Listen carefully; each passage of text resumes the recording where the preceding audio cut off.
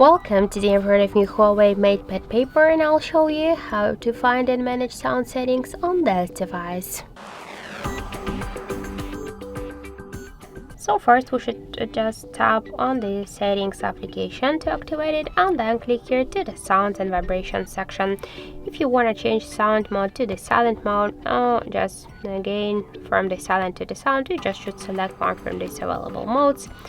Tap here to show more. We can see here volume, just panel section.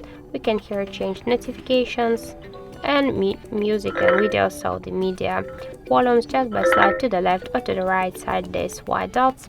And in more sound settings, we can here activate or turn off by click on each of the switchers, the startup sound, screen lock, unlock sound, screenshot, and screen touches sounds.